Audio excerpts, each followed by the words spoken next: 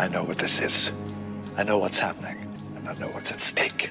I don't think you do, Doctor. But I promise before this Christmas day is done, you will be glad of my help. Happy Easter. Happy Easter. You're Father Christmas, you're real. So real.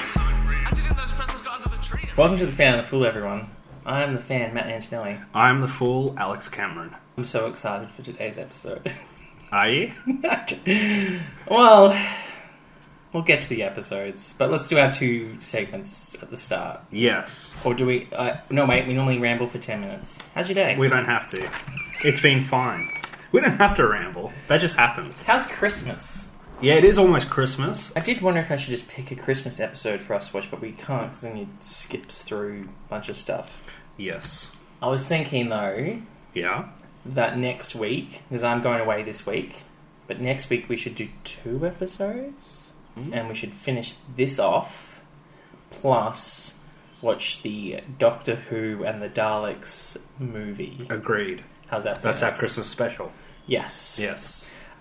It's more colourful, like as in, it's Christmassy in that way.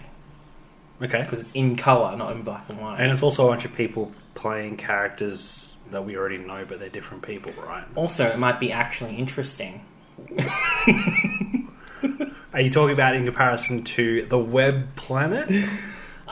Look, not a terrible episode. I just think it's repeating a lot of things we've seen. Like how the Romans was a poorer version of the Reign of Terror. This feels like a poorer version of the Daleks. Absolutely. First thing I thought, as soon as there was 2 different species on the planet, I was like, this is the same thing.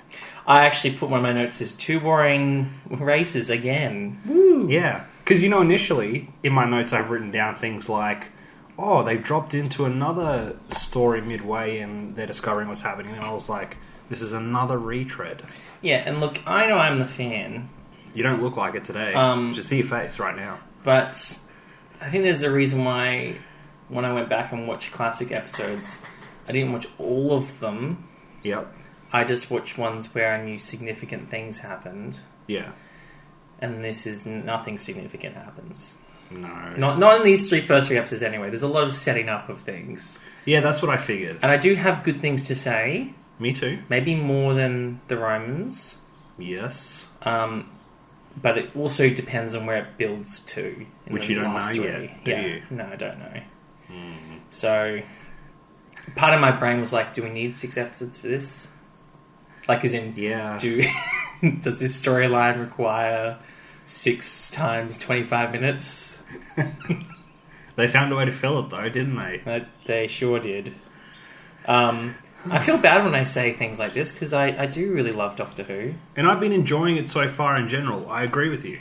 But the point... How far away are we to the exciting one? I'd rather When does the chase happen? The thing I like about our podcast is that we're honest about stuff. We're not just fanboys for no reason. Yeah, I guess that's the thing. Because I could very easily be like, well, this is boring, but it's significant to the lore. This is not significant. No. And, But, what is significant? Oh, what's that? Matthew's brief, spoiler-free review of current episode. Now, while I've started my holidays, particularly this morning, I did rewatch a few more recent episodes. Yeah. Because Jodie Whittaker is leaving. And I do like Jodie Whittaker. There's a lot of fans who are like... oh no, it's a woman! It's a woman. A woman can't be a doctor. That kind of thing. Wow. Wow, I feel like they should be back in the 1960s, the stuff we've been watching.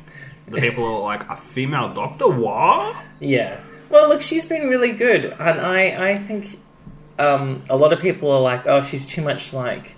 The main criticism I see is like, she's too much like the 10th Doctor, David Tennant, but a woman. But I don't think she's that similar. I think she's just similar in a way that she's kind of wacky and zany.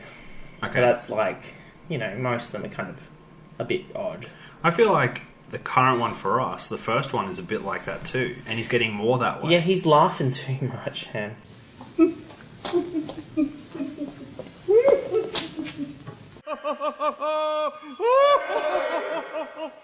Anyway, the current episode, so it was the end of the miniseries, Right. and it was very good. You don't get all the questions answered though, Really? and it does build to this kind of like the whole universe is at stake moment, but then I feel like the resolution's quite quick. You know what I mean? So it did resolve. Yeah. Okay. But there's also enough to kind of be like, there's going to be some repercussions Right. of what's happened. Now, can I ask you a question? Because I feel like, without even seeing any of the new stuff at all, I get the feeling the way the Doctor Who narrative works is, event happens, Doctor proceeds to save people / the world / fix the problem, and then because of the way he's done it, or she, with time travel, there's then repercussions. Doctor has to try to fix it, save people, blah blah blah. That's not always the case. Okay. Because it's not always time travel. Sometimes the stuff True. happens in the present day. When is the present when day? is- We've yeah. had this discussion. Well, you know, sometimes in the present day, When is the now? you need to you know? find some time to do a jolly good spring cleaning. Whoa, how wholesome. Do some jolly good other things too. Go ahead. I'll save it for later. Oh, building tension. All in all, Yes. the 6-part miniseries gets a thumbs up. Okay. How many Oh. episodes total has she done as the Doctor, Jodie Whittaker? Well, I think she's now at 28 episodes. Okay, so it's not like a short time. No, she Okay. did 2 10-episode seasons. Yep. She's done this 6-part miniseries, and she's done 2 Christmas specials, or 2 New Year's specials. How many do they do on average? The seasons used to be 13 episodes long, Okay. and I think that was the plan. Was her first season was going to be 11, and then it was going to go back to normal. But I think COVID things happened, or they just made it 10 episodes. They do seem to be longer though. Like they're 10 instead of like 13 45 minutes. They're like 10 50 minutes. Like they kind of just extended the episode a little bit. Christopher Eccleston, Yeah. who is the 9th Doctor, who left the show after 1 season.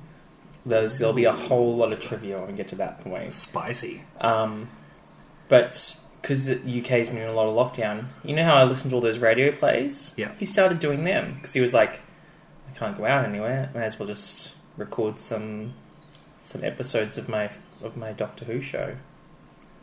That's So like they have writers and other voice actors, and yeah. so they're really good. But it was really funny because he did an interview to promote them. They're like, "Oh, why did you return to the character of the Doctor after so long?" And he was like, "Well, I need the work." Wow. But he gives it 100%. Like Yeah, you pay for him and he gets the job done. It's just funny for It's an not- actor it's to not be a- like, be like, oh, it's a role that I dreamt of returning to. It was just like, no, I need a paycheck. It's not a passion project. Yeah, I guess that's the case. But he loves Doctor Who fans, he says. Because Yeah. they're always really lovely. Well, as long as you're doing it for them, that's fine. But that's what's so cool is if you ever play the Doctor, you could be set. Like in 20 years, if you need work, you just offer, I'm happy to do voice work. Yeah. Oh, even they've all come back. The only ones that haven't are like Jodie Whittaker's on because she's still on TV. Yeah. But Matt Smith and Peter Capaldi haven't come back for it yet. But I think they will. They at some still point. could.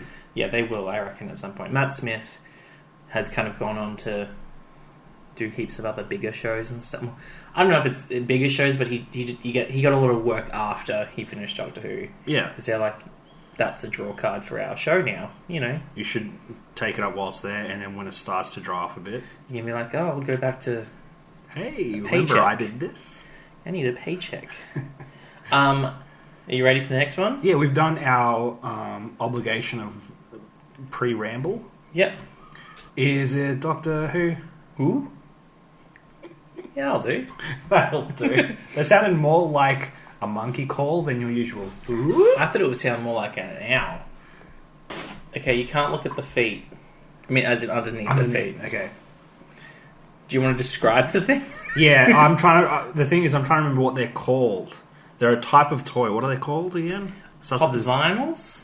Yeah, I think you're right. You're Yeah. right. I'm pretty sure it's a Doctor Who thing because I know the hat is something that one of the Doctors wears, and you've said something about a mop being used by one of them before in our episode discussion. So it is a Doctor Who thing. Yep. Got you. Well, I want to see if you remember things that I say. Like a fez and a mop. Well, I know the fez. I've seen it in the wide world of Doctor Who entertainment. To be fair, the fez isn't a constant part of his uniform. It's in like one episode. Because that would be irritating, I think. Well, yeah. Isn't it worn by the like young hip millennial? Look at me, I'm Doctor Who kind of fella. Well, not really. I thought fezzes were worn by the important people. No, but I'm saying the one that wears it is that Doctor, isn't it? Yeah. Yes. Matt Smith? I don't get the whole why you keep talking like he's a millennial. He kind of just acts like every other Doctor. Oh, yeah, okay, but our current In Doctor fact- is about 70 years old, and he's like 20. I'd just like to point out something. Go ahead. I went back and rewatched some of his episodes, and in hindsight, not that great with with women. Ooh. Yeah, I know. I just think that there's a few moments where he's a bit like, at first he's all fine, Yeah. but then he's not. Do you reckon the writers of Doctor Who said, okay, how do we salvage this? I've got it. The Doctor becomes a female. Look at us, we're feminists. No, as in like him not being. He's the opposite of that. That's my point. No, that's my point, is the writers said, we've made Doctor Who look very bad. How do we fix this? I know. That time I didn't notice. It's when you go back and you're like, You know. oh. And then they made him Peter Capaldi. Scottish. Made him Scottish. The one who's like, bring it on, Mr. Claus. Yep. Yeah. Is that the name Look of at the my episode? eyebrows. Those ones. He has a really Does he great, say that? He has a really great line when he turns up. You're going to forget this when we watch because it's ages away. But he lands the TARDIS in a science lab, just like in the open, and he hops out, and there's this woman, and she says, "Oh my god!" And he goes, "No, but I understand the mistake. The eyebrows." Nice. You know what's funny is, because this is off topic, but The Matrix 4 is coming out. The Matrix. I don't know if you've seen the insane level of marketing for it. Oh, they're Anyway. making another one of those? Yeah. Yeah, no, I've noticed it everywhere. So I'm rewatching the first three just to see how they hold up, and because I probably will see the fourth one, I want to know where it's up to. And a similar line is said in number 2, where Agent Smith, Agent Smith, the Yes. bad guy, he rocks up in the middle of nowhere. Mr. Anderson. And that guy. And a guy says, like a bystander goes, "Oh God," the same thing. And he goes, "Smith will do." And then proceeds to just kill him. So how weird is that? Does he kill him or does he turn him into him? Doesn't he do that thing where he Yeah, turns people he into did him? that. He multiplied himself. But I'm just saying how weird is that we both watched something where a similar thing was said. So anyway, yeah, that is Doctor Who. That is. What a segment. Are you ready for the real part of the episode? Yeah, we've done a lot of rambles, so let's hit it. How much time have we got? Let's hit it, sugar. What do you mean? Well, I just mean I've only got like maybe 3 minutes of stuff to say about these. No. We have to go through and not only explain the story, but try to understand it as we go. Okay. Maybe the TARDIS Wiki will help you and I understand what the hell was going on. Because look, I know you just knocked over the Who. Is it Doctor Who? He doesn't call himself Doctor Who. He calls himself the Doctor. Oh, sorry. Yes, you're right. Mr. Who Man. Whodunits. And there's times in me he forgets how to count to 13. You'll get it eventually. It's like, come on, writers. Like, you can't have him regenerate at one point and then be like, no, he can't do it now. Sorry, it's stuck in my head. Is it? Are you talking There's about a continuity error that frustrates me all the time. Have the fans online been talking about it? Well, I guess technically when he has like a false regeneration. Okay. And so I guess technically Spoilers. it wasn't him doing that time that it happened that one time. Okay. But Is that any time soon that we're going to see? No. Oh, okay. Anyway, I get that sometimes science fiction can be out there, but I just watched The Matrix 2, and that was easier to understand than these Doctor Who episodes, and that's saying something. I don't think that these episodes are difficult to understand. Really? I just don't think anything happens in them. I feel like I don't feel like the narrative is hard, but I feel like it's hard to follow the dialogue and go, oh, this is what she's talking about. Alright, would you like me to get some of my good stuff out of the way early? If it'll make you feel better before we start, let's do it. Last week we laughed a little bit at the costumes, Oh, yes. but I think they work better in motion. I agree. They don't look well as still photos, Yep. but they do work when they're moving. Particularly, to my surprise, the bee costumes. I quite liked them. And there was a weird kind of haze on the camera at certain points. Yeah. I think to try and hide how poorly they were probably made, but it kind of helped to make it look Yeah, good. absolutely.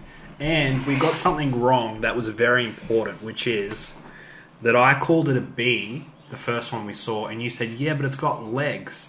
But they're ants, so that works. There is a bee one. Yeah, but we were It's 3 of calling them, I the think. ant a bee. And you were upset, but you're like, why has it got legs then? You don't remember? Bees have ants. Bees have ants. Bees have ants. Episode title complete. Bees have legs. Yeah, but That's why the saying, I'm the bee's knees exists. I'm telling you what you said. There's no point getting angry at me. I don't recall saying that. Well, it's on YouTube, my dude.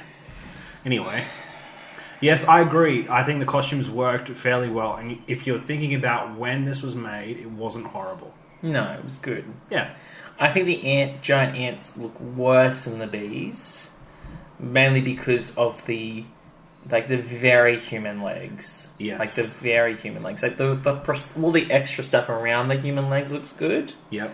but the fact that there's human legs underneath, like, I don't know, maybe probably could have put some stuff around that to hide it a little bit more. And also, it does look hilarious when they're running around. Because they're just waddling around with these obviously heavy costumes. And Ian has a great fight with one of them, Yes. where he just kind of, like, they have a bit of a tussle, but obviously the costume's arms don't move a lot, Yeah. and so he ends up just pushing the thing over. So it's pretty good. Okay, you ready? What more good stuff have you got to say, or is that it? I think that might be it. So you like the costumes? I'm glad we got that out the way. Would you like me to tell you some of the critical response? Sure. So this is just to foreshadow some things that we will talk about. Mm-hmm. But Peter Black of the Daily Mail. So I've got this stuff from Wikipedia. Yep. Because I couldn't get the TARDIS wiki page to work at first.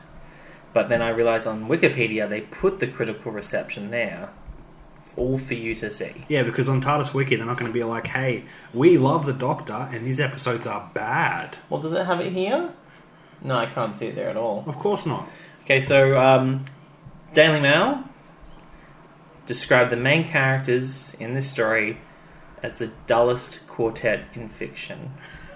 As in the TARDIS crew. Yeah. I don't know if I agree with that. Comments from younger viewers read on Junior Points of View were mixed. Some found the episode exciting and hair-raising, while others complained about the pointless, noisy bleeping. Yes. And look, I understand the beeping. What it was trying to signify. Yeah, it's communication. And I guess ants don't... Like, how do ants communicate? They don't speak to each other. Yeah, but they definitely don't beep at each other. Are you an ant? Are they robots? No. Are these guys robots? We don't know They yet. acted like it. Got them. But yes, I know what you're saying. Retrospective reviews are generally positives. Like ours might be. How about we turn that ship around and say, actually, no, we're looking at this in retrospect, and we don't have very nice things to say. Mark Braxton of the Radio Times, which is, I think, a BBC thing, but they review old shows and stuff, acknowledged the costume design efforts and superbly atmospheric sets, though they have not aged well. I agree. Look, some of the sets do look fine. I liked the idea that they were obviously filming it in like a big studio, and so the echo made sense. Yes. It kind of explained away the echo, which I thought was clever. I also thought that it could have used more like foresty or web or something. There's lots of nice scenery kind of around. And the bee people have pretty cool looking swords.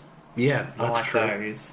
And an interesting way to communicate. They have like a weird crystal radio thing going on. So anyway, that's the story. So they where were we? I need you to talk. So where we was, they had just escaped from Nero, Yep. the sexual predator, and Historical figure. and they'd gotten away, and in their travels, they were actually taken off course. They weren't meant to land on this planet, but they felt the force pulling them down, which we assume is a web. Yep. I don't know if that's what it is. Well, the TARDIS still landed. Like, it still did the Cleanly. thing. Yeah. Yeah. So I guess it's some other force that's made them land there. And they're now on the web planet. Yeah. Which is called... I don't know if I've got it. Vortis? Oh, yeah, it is Vortis. Yeah, I just wrote that down. Vicki hears, like, a really high-pitched sound Yep. while they're in the TARDIS. And I do like the fact that they reference the fact that younger people, they do hear the higher frequencies. Because at first I wrote... I thought Vicki wasn't Susan. That's right. And she was just complaining as usual. Yeah. But it's not like... She recovers better than Susan would have, I think. Yeah. Like, she needs to have a lie down, but she's not stabbing anyone with scissors, if you know what I mean. That's true. Or screaming incessantly. I thought it was funny that when Barbara walked out into the console room at the start, she was holding a goblet. Like, she was holding, like, a glass from the Romans episodes. Yeah. So they just took that with them, I guess. They took quite a bit. Yeah. As we find out. Vicki hears all the bleeping in her ears. They do land. Yeah. And Barbara's like, do you have any medicine that would, help Vicki? Like, she said sedatives or anything? Yeah. That's a bit strong. But maybe, like a Panadol or something. And he was Barbara like, likes to hit it hard. he was like, go check over there. You know where the first aid kit. He's like, you know where everything is now. He's a bit dismissive Yeah. for a lot of this episode. Yeah. And Barbara goes over to the table and she's like, this place needs a jolly good spring cleaning. Oh, Doctor, what a mess. Honestly, one of these days I'm going to have a jolly good spring clean around here. And I was like, that's good. Yeah. Well done. I was getting excited. Oh. So... Getting excited by There's a jolly good smack bottom spring clean around here. Barbara and so what the else? prospect of spring cleaning. Is that what the kids call it these days? I put at 8 minutes 30, the Doctor just loves laughing to himself now. He started doing that during the burning of Rome, and he hasn't stopped. No. The insane madman. I think maybe his brain broke because maybe he realised everything he does is pointless from that point. Well, you're right. Maybe because he didn't start doing that insane laughing until after that conversation with Vicki, when she's like, "You told me not to mess with anything, and look at you." And he's just like, My fault, is it? And he does the thing where he puts the finger in his lips again. He's like, Yeah. And we see the screenshot of where I found the image for the highlight of Barbara Loves the Men, where the Doctor's like, ooh. Because it came up on the screen and I was like, I know that image. Anyway. He really is the Joker. Much more than I thought. So the decision is made. The Doctor and Ian will go check out outside. Yep. And they do something clever. So this is something else I like. Is the Doctor gives Ian and himself a jacket. Mm-hmm. With like that will help them adjust to the atmosphere outside. Which I think is clever because it's like, it doesn't require you to make a weird like astronaut costume thing. Yeah. It's just like, this is some technology that the Doctor has. He called them ADJ coats. Do you know what that is? Or is it just a made-up thing? They're called atmospheric density jackets. Oh yeah, ADJ. ADJ. Okay. There you go. I thought it might have been a reference to something scientific. But nope. And when they go out, Barbara and Vicki have a conversation about each other's schooling. Yes. So she's like, "You have this medication," and Vicky's like, "Let me have a look at that container that the medication's in." And she's I think she's quite rude. I agree. She's like, "Oh, from this primitive time," which I understand because she's from like the 27th century or something, and they're from the 20th, so she's probably thinks she's ahead of them. But she's also like, "Oh, by the time I was 10, I'd conquered physics and medicine," and it's like, no, you didn't. That's not how things work. You reckon? You reckon she's just saying that? Well, maybe that's what happened, but that's not how that would How never it happen. would work, No. right? And she was like, sometimes we'd have to go to school for a whole hour a week. It's like, shut up. That's not possible. I did like, and I know it's snarky, but I did like when Barbara was saying, we learnt the 3 R's: reading, writing, and arithmetic. And she said, "Oh, so you taught at a nursery?" We worked upwards from the 3 R's. Reading, writing, arithmetic. Oh, it was a nursery school. It was not. Oh. Yeah. As if to be like, so that's baby stuff. Got him. Should have just given her stronger sedatives. Just knock her out. A good, jolly good spring cleaning. You know what she needs? What? Jolly good spring cleaning. You missed a part. A jolly good smack the Potter. I don't like when you whisper that and look me deep in the eyes. Can I just say something? Yep. You missed something important that I thought you were going to bring up. Oh, it's probably written here somewhere. They couldn't open the Tardis door I do have that. because they lost power. But that happens before the stuff you've just talked about. Anyway. And the Doctor's like, well, he's very he doesn't want to show Ian that he has another way to open the TARDIS door. And then he says, fine, look at this ring. It's not just for decoration. And then he uses that on some device that pops up. He waves the wing in front of it. The ring in front of it, and the doors pop open. Is that a Doctor Who thing?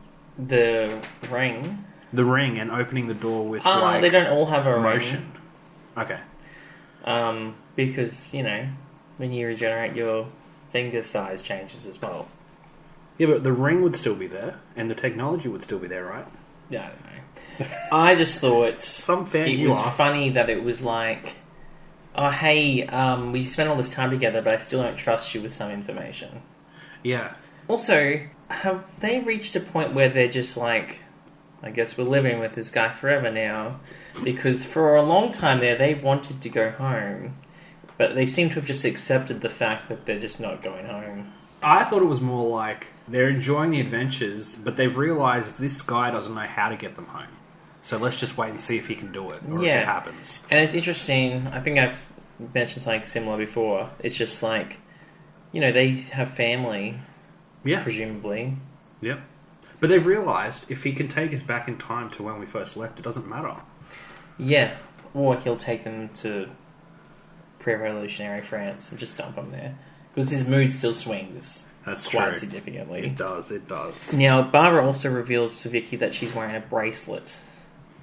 And I put, Barbara still likes her bracelets. Because she wore one in the Aztecs as well. And she got this one from Nero. When? Because I don't feel like that happened, did it? I don't remember it happening. And I didn't want to go back and watch to check. So That's fair. I think the thing that wasn't weird to me. I was like, okay, he gave you a bracelet. It's what happens with the bracelet.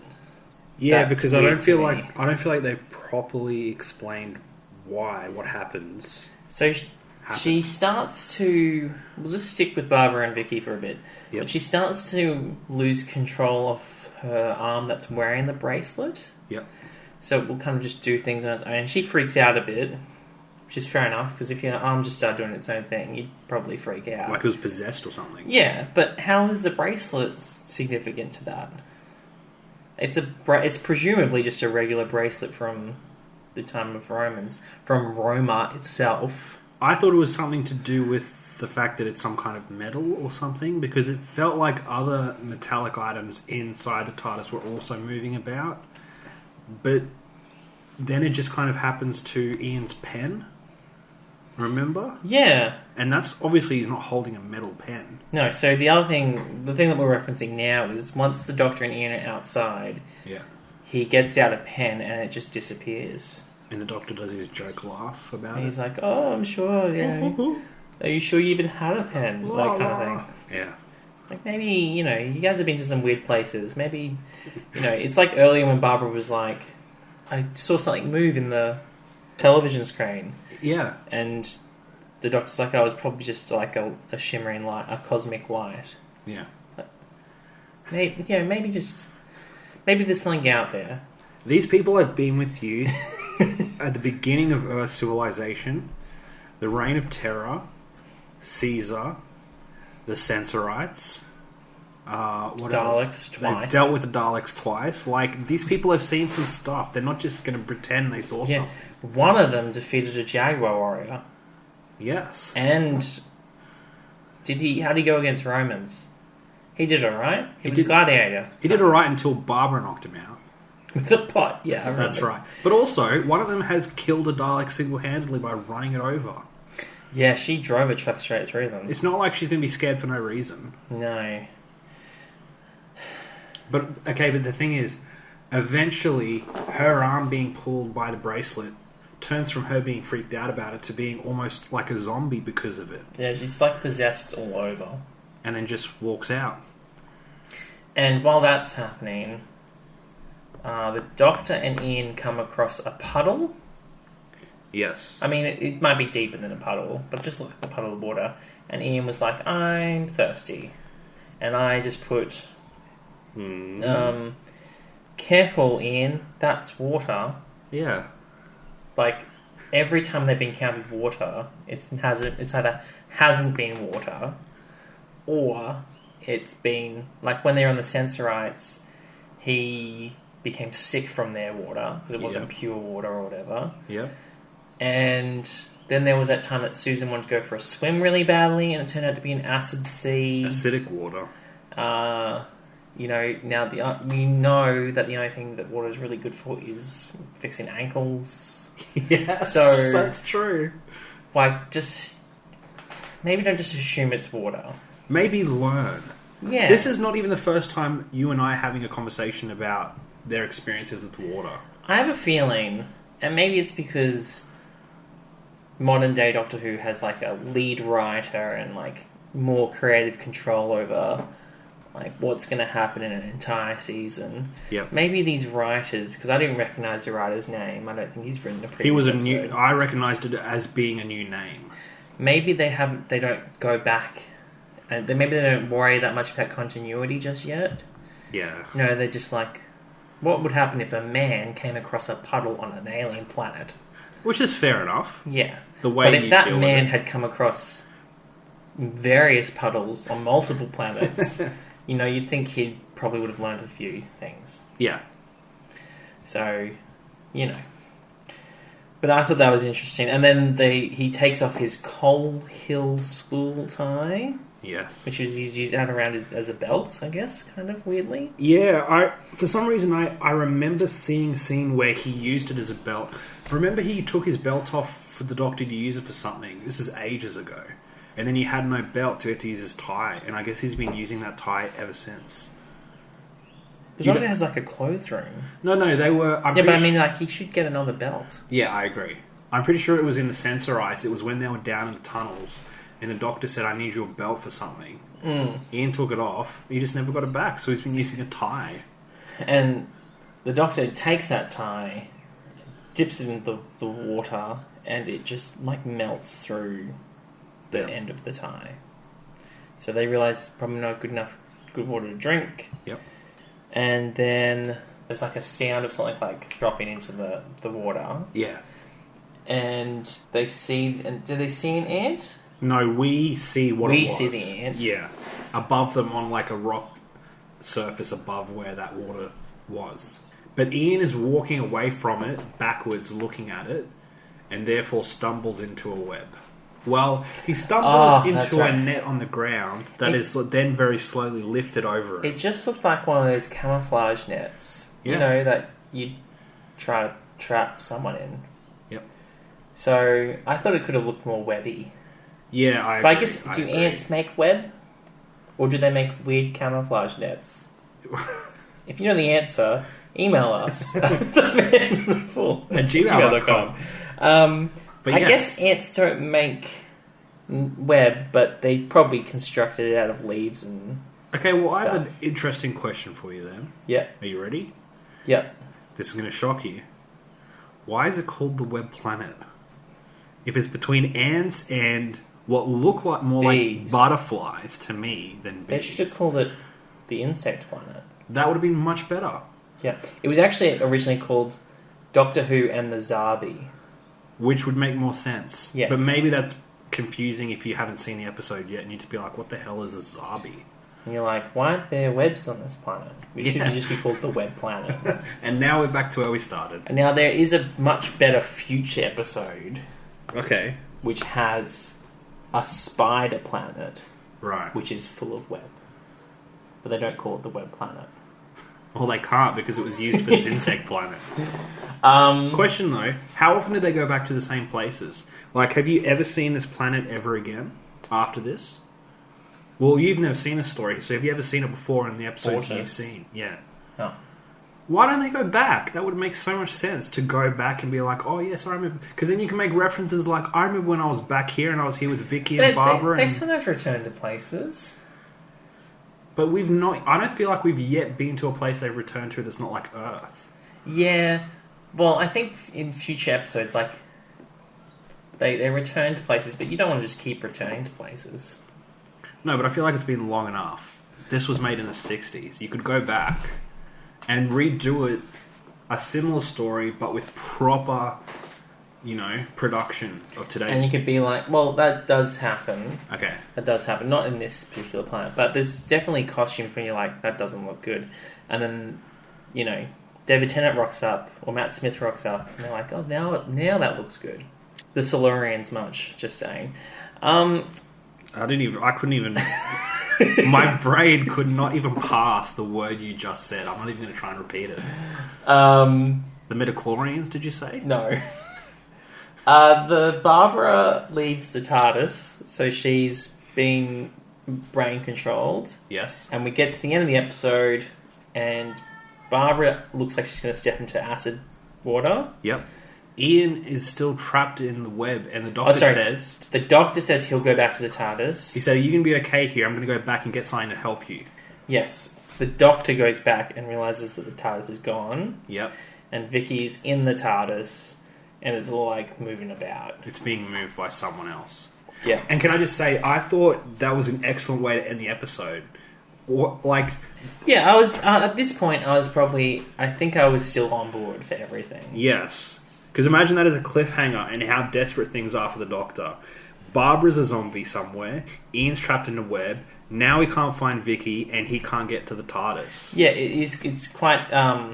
because that does happen even in modern Who, where it's like... Right. Great, I've brought all these people on this trip with me. I've lost all of them, and I don't have any way of finding them. Yep.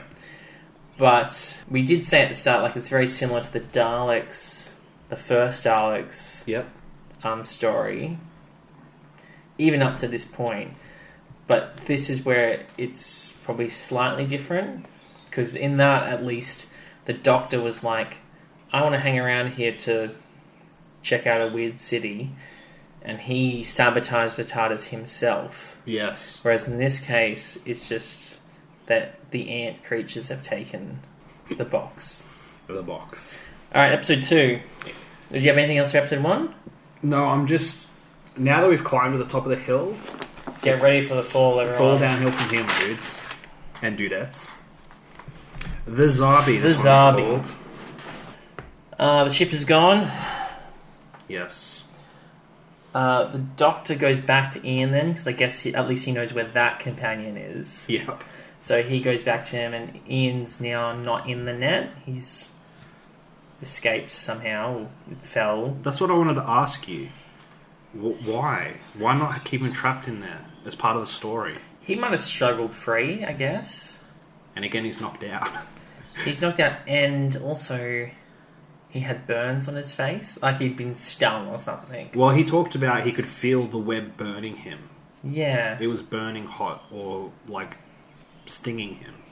So Is ant web stingy? is ant web? Is ant web?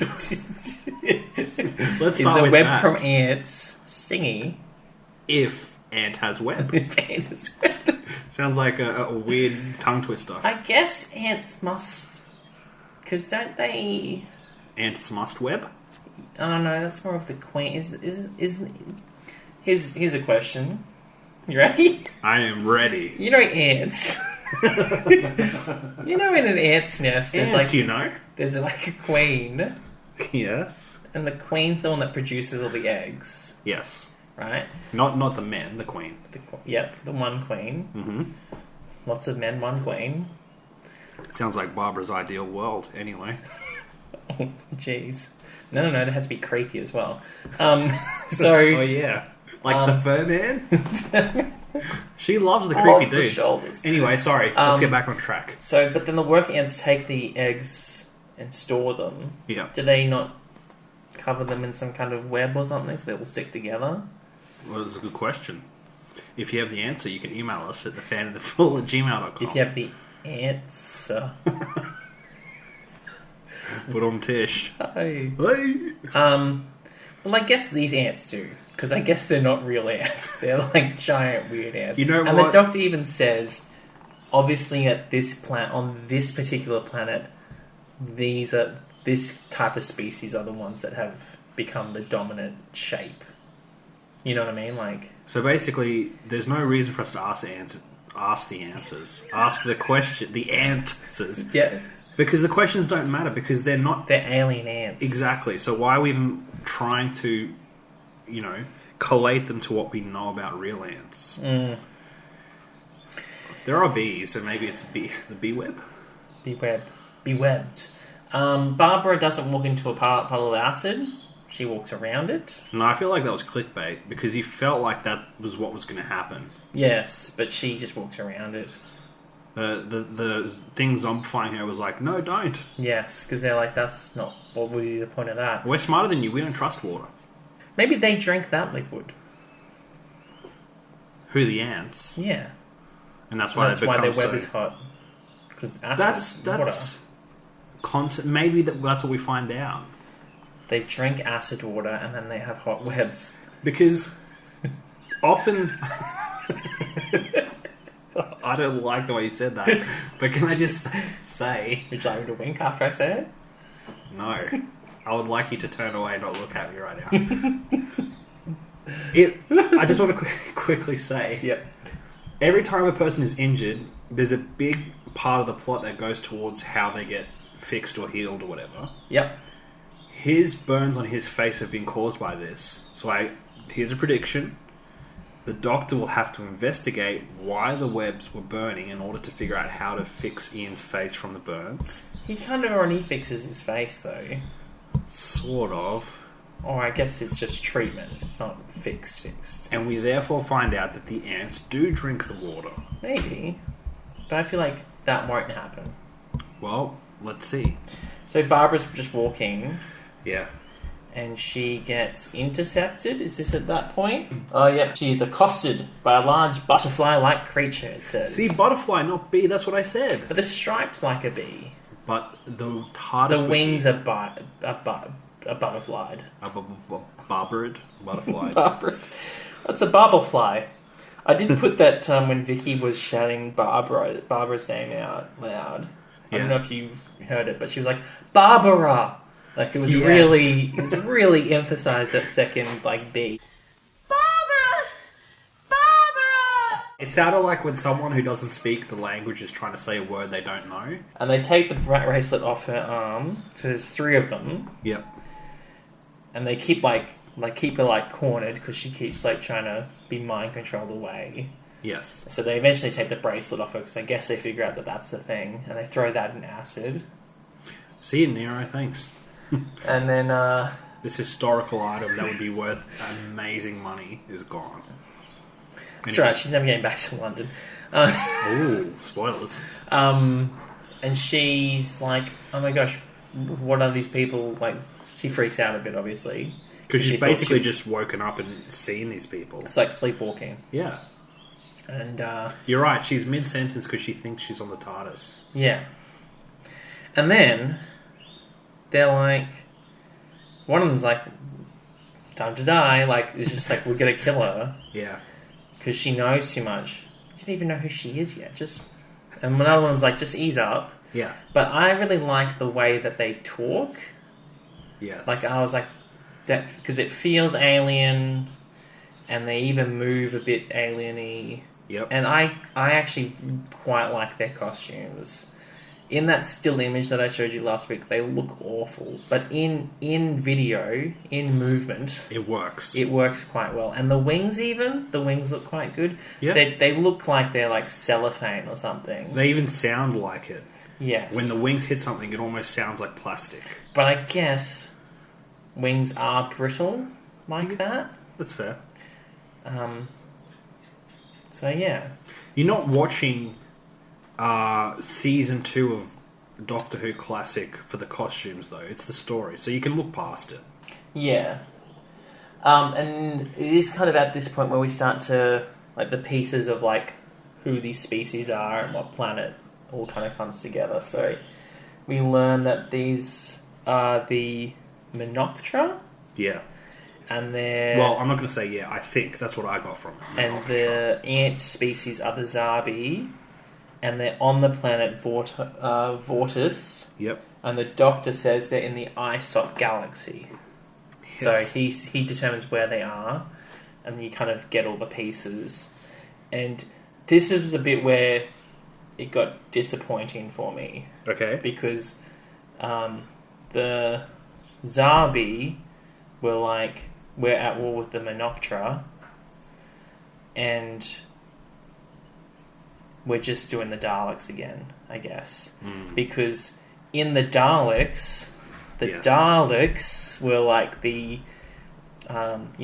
aggressors, I guess, because they wanted to take over the planet.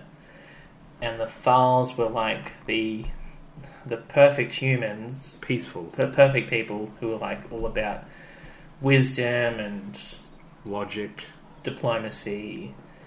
And Anti-violence. And this seems to be the same case, where you've got the Zarbi, which are like the aggressors, and the Menoptera, which some of them, I mean, one of them was like, let's kill Barbara straight away, Yeah. but they seem to be a bit more civil. It was even similar in the storylines in terms of, and this might be episode 3, but I'm just saying, if we're talking about similarities in storylines, this was their planet, and then they were driven away, Yeah. and now they're trying to take it back. It is exactly the same thing as with the Thals and the Daleks. There was a war a while ago, and now there's going to be another fight. Yeah.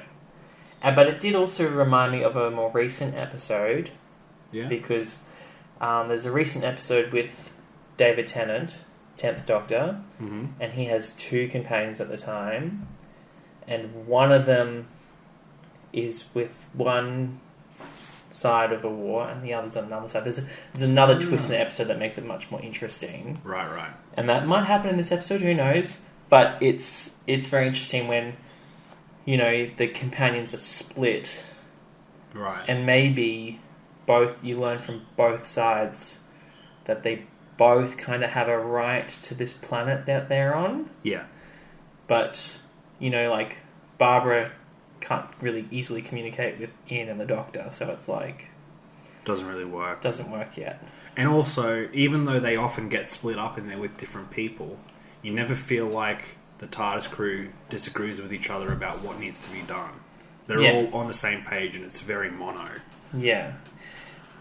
But we do have, even from the same thing from the Daleks, which is the Doctor being like, "This place is interesting. Yeah. Oh, there's danger. Let's fly away. Oh, I can't fly away now. I have to solve a problem." Yep. You know, I feel like we should have moved past that. And the problem is to do with the TARDIS, Yeah. which is, in the Daleks, the fluid link Yes. is missing or broken. We need some mercury. And in this one, it's the TARDIS is not even here. I don't know where it is. Yeah. The ants took it. The ants took it. The Zarbi, I should say. Ants would be offensive. Okay. If ants web. Well, you know, like Spider-Man shoots web. Yeah, but Ant-Man doesn't, though. that's true. They're also both terribly disappointing superheroes from my point of view. Spider-Man's not disappointing. We've had like 3 generations of teenage boys playing this in the Spider-Man First of all, movies. Boring. When Tobey Maguire played Spider-Man, he was like 28 or something. Yeah, but he's playing a teenager. Doesn't look like a teenager. No, I agree. I much prefer. He is in high school. I much prefer the latest one because there's none of the wasting time with. They just moved through his origin and a clip because you don't need to see all that stuff again. Anyway, that's how... We're constantly seeing Bruce Wayne's parents die. Just saying. All right, so Are we? Yeah. Are we? Yep. Explain. Well, Nolan and then Ben Affleck.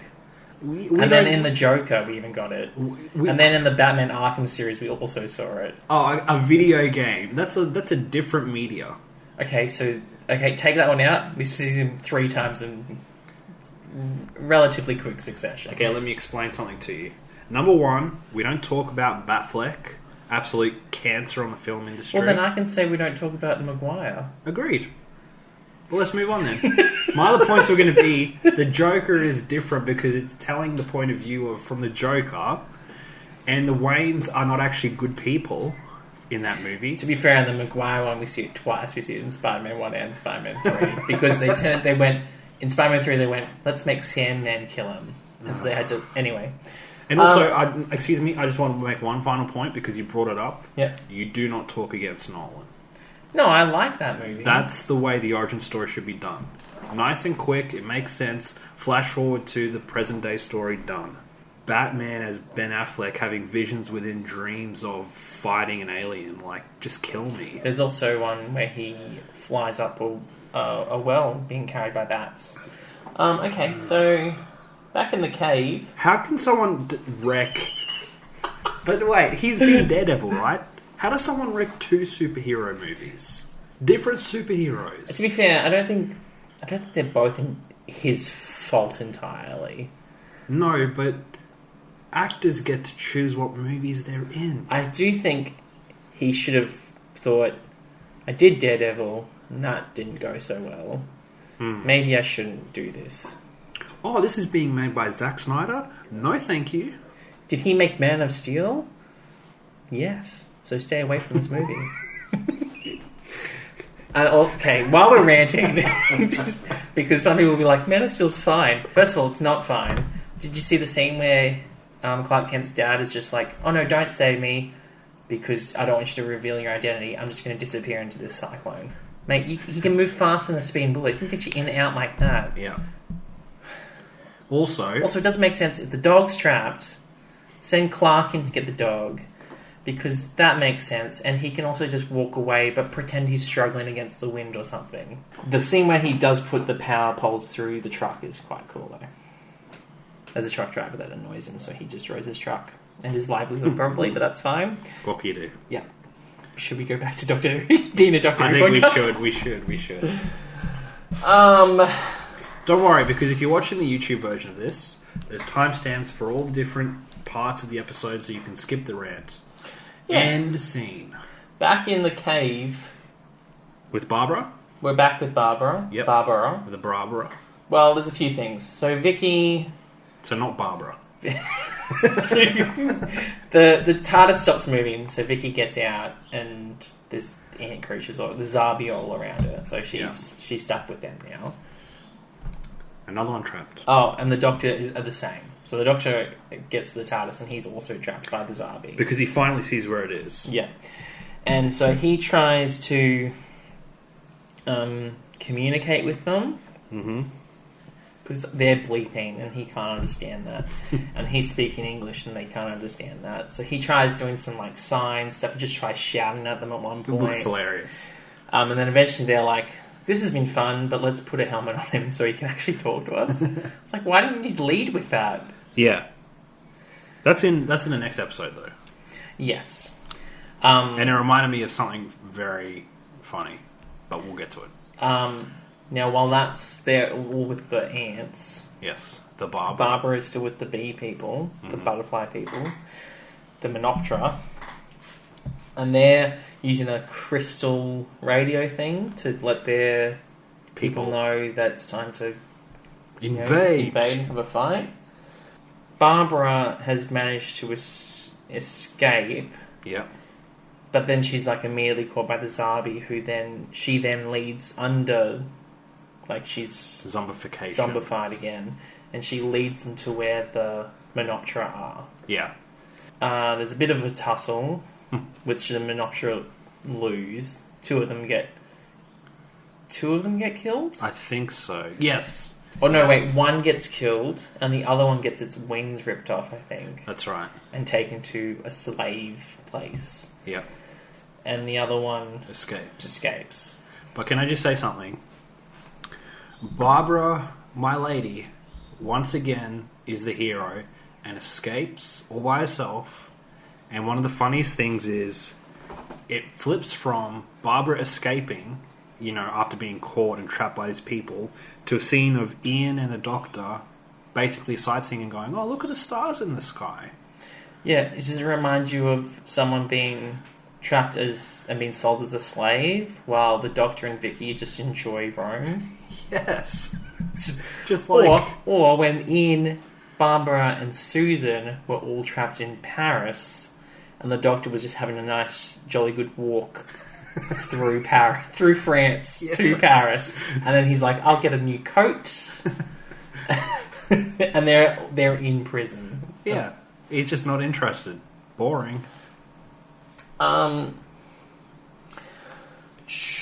Okay, so the start of the next episode is when the cylinder thing is on the Doctor's head. Yes, but just wait. I just quickly want to say a couple of things. Mm-hmm. One of the best lines ever from the Doctor that I've heard so far is when Vicki is trying to say to the Doctor, "Don't you want to find out about their history?" And the Doctor says, "History doesn't mean anything when you travel through space and time." History doesn't mean anything when you travel through space and time. Wow. Doesn't he want to learn things? That's what I thought. Oh well. But I thought it was a funny line anyway. That was it. Pretty much it. I had more notes, but they're about things we already said, so I'll skip that. Okay, so the voice talks to the Doctor. Yes, but do you know what it reminded me of when they dropped the helmety plastic thing over his head to talk? Getting your hair done? Well, he does say, "Okay, put that hairdryer thing on me again," when he wants to talk to them later. Yeah. But have you seen Get Smart? The TV show? Yes. Have you seen The Cone of Silence? Yes. That is the first thing I thought of. We can talk under the cone of silence. The cone of silence? Well, this is a magenta alert, isn't it? The cone of silence.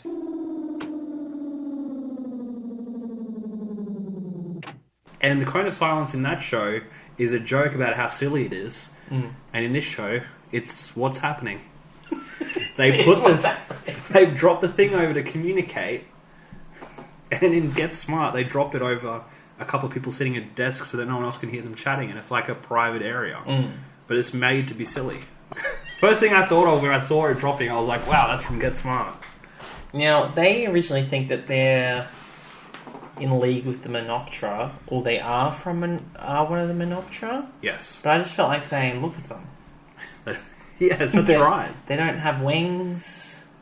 No. They don't talk like butterflies do. They live inside a police box. Yeah. Like, and hello. The Doctor does manage to kind of convince them that he's just there, like he's ready to leave, but he's able to assist them. Yes. Using something from his box. Yeah. So they kind of let him go. They release the powers that are containing them in that small area so that he can get in and out of the TARDIS and apparently help them. And the Doctor and Ian, they go in the TARDIS to get the star map thing out. Yep. And Vicki stays with the ants for a bit. As like, what's the word? Collateral. No, Yes. not collateral. Well, that's the word. I thought like a hostage, but yeah, Yes. collateral in case something happens. Yes. And they seem fine with that. See you, Vicki. And even she seems fine with that. She's like, see you later. Yeah, I'll stay here. They must want me as a hostage. Okay. Yes. When they go back out, the Doctor tries to use the star map to kind of find out where the Menoptera are, but realizes that it still doesn't work because of whatever powers that the Cone of Silence has over the area. Right. So he's like, put the hairdryer thing back in my head, and they have another conversation. He's like, I can't help you unless you release this area. Yeah, give me some reception. And then it does, and all the Zabi kind of go into standby mode, I guess. They just kind of like power down. Yes. So then Ian goes off in search of Barbara. Finally. And Ian and the Doctor and Vicki stick around, I think. I think that's what happens. And they have some nice moments where the Doctor starts to basically treat Vicki like she's his granddaughter. And he's like, here, have a chocolate. Yeah. And he's like, everything's going to be okay, little girl. And he sends her into the TARDIS to get a box. Yep. And she comes out with the wrong box, but I think it's the box that he told her to get. But he just described the wrong box. That's what I thought happened, but I wasn't sure. And she opens it, and there's a spider in it, like a specimen, like in Perspex or something. Yeah. And the ants freak out at the sight of it. They don't like spiders. I guess not. But also, it's a tiny spider, and they're giant ants. And it's an Earth spider. It's not a spider from whatever their planet is. Yes. You know what? What if the twist is that we find out there's another species living on that planet, and it's spiders? Ooh. And that's why it's called the Web Planet. Yeah, I guess it could be that. If they do that, it's kind of partly redeemed. Now, Ian is almost captured again, but he's saved by one of the Menopteran in I think it's actually quite a good scene where it flies down. Yes. And I was like, that's well done. Yep. There must be like cables or something. Yeah. But you can't really tell. Like, I couldn't notice anything. But just kind of swoops down and saves Ian. That was very good. And then they have a long conversation about, Ian's trying to save Susan, and this Ian's trying to save Barbara, and this bee person, Veston? The bee lady.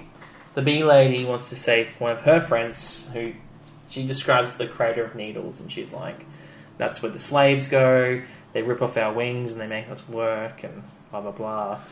And so they decide to kind of team up and go in search of that place. Yeah. Because Ian's like, Barbara will be there and your friend will be there. Yep. So let's go.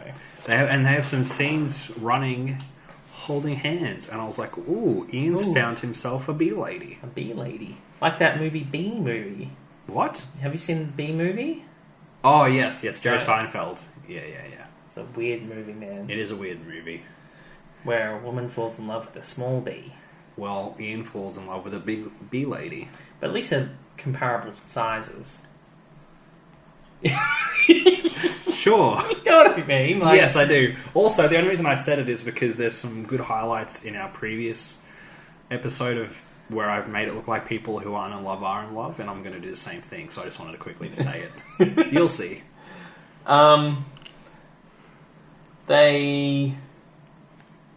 Because you know what? They go into a cave, don't they? And then the cave collapses. Yes, and that's how it ends, is with the cave. It looks like it collapses basically on Ian. Yeah. And then, boom, done, son. Now, just observation.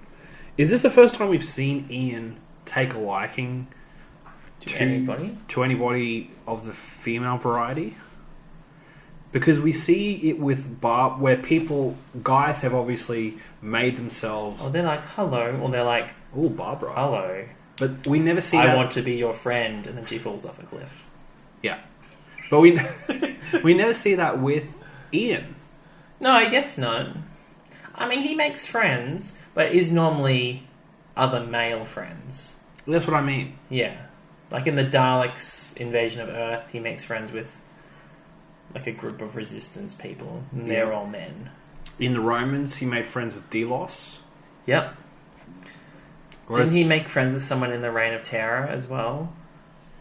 I think Someone in his cell who dies, and he passes on information for them. Yes, that's right. That's right.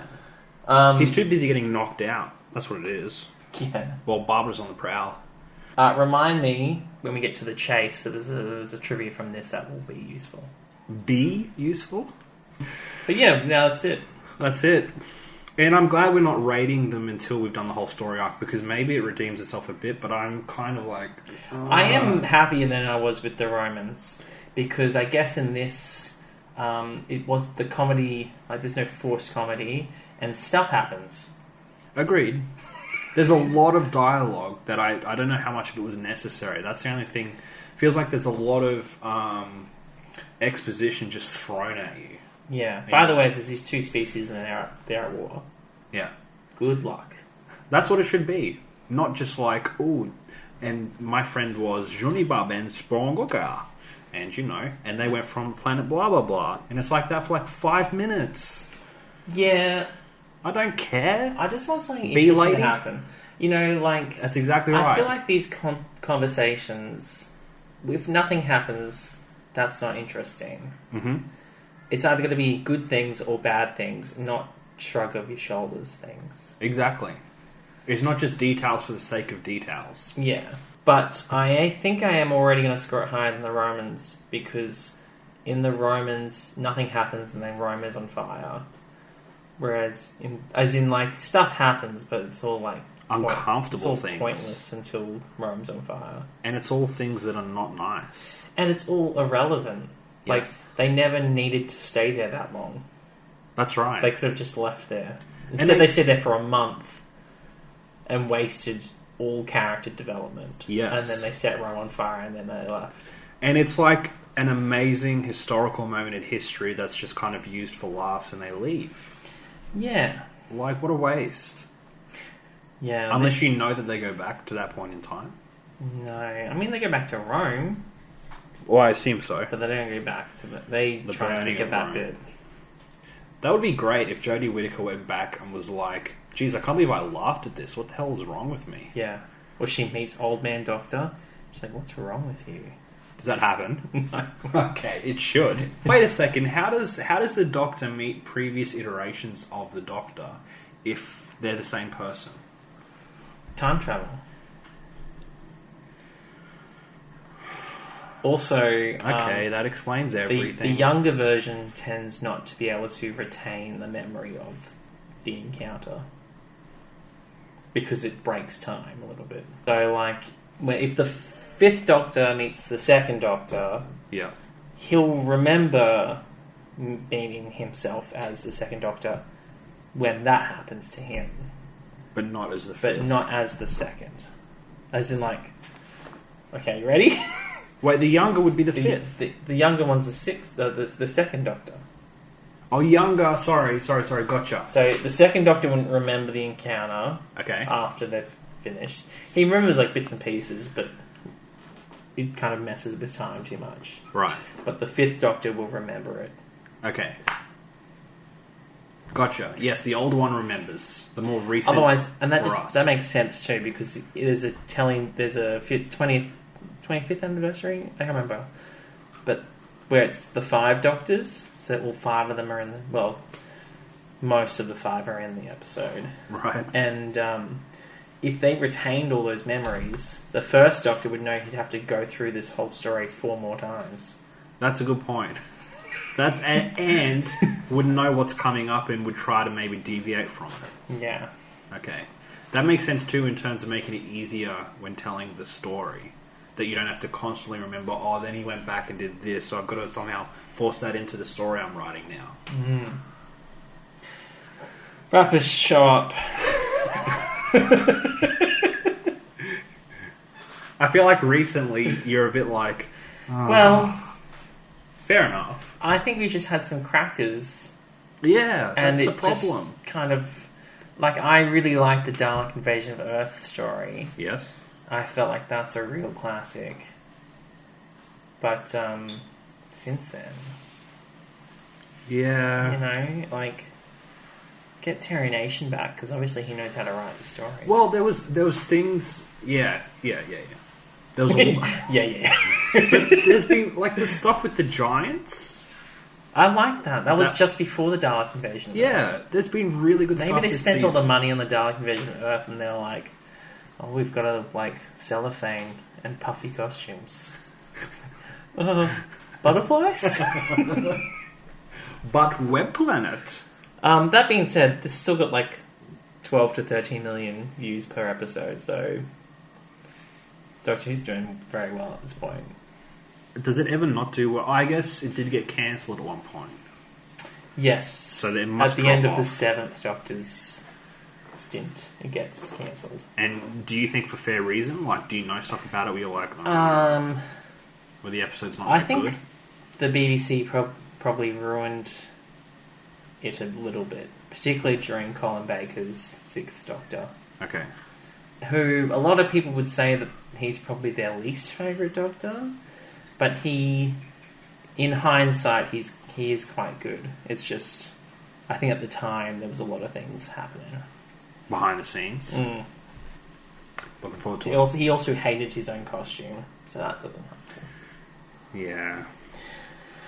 Alright, you can Facebook, Twitter. We're on Facebook, Twitter, Instagram, YouTube. There's a link tree that's linked in all of those. What's wrong? More lively. Sound passionate. There's a link tree, and you can find it at all of our social media. And it's a fun time. If you're listening to this on any podcast platform, Yep. review it, because that really helps. Thank you. Send us an email. Do you check the emails? Because I haven't. Yes, I Perfect. do. I do. Not a lot, but I do. And then that'd be really good if we were like, email us. And I was like, do you check the emails? I'm like, no. I've been able to keep a track of the 0 responses so far, so it's been tough work. Well, people are still listening to it because they still get play things. And we really appreciate it. Why not send us the thing? Yeah, it's Queen. Send us a Doctor Who quote which would go over Alex's head. Yes, that'd be great. And if you're lucky, Matt will give you a jolly good spring cleaning. A jolly good spring cleaner. Jolly good smack bottom. See you later, guys. Okay, bye. Hit the stop button. I don't think you do, Doctor. But I promise before this Christmas day is done, you will be glad of my help. Happy Easter. Your Father Christmas, you're real. So real. I didn't know those presents got under the tree every year. Be sure to save some room for a tangerine, Doctor. You're a fairy tale. You're a fairy tale. You're a fairy tale. Before this Christmas day is done, you will be glad of my help. Be sure to save some room for a tangerine, Doctor. Nobody likes tangerines.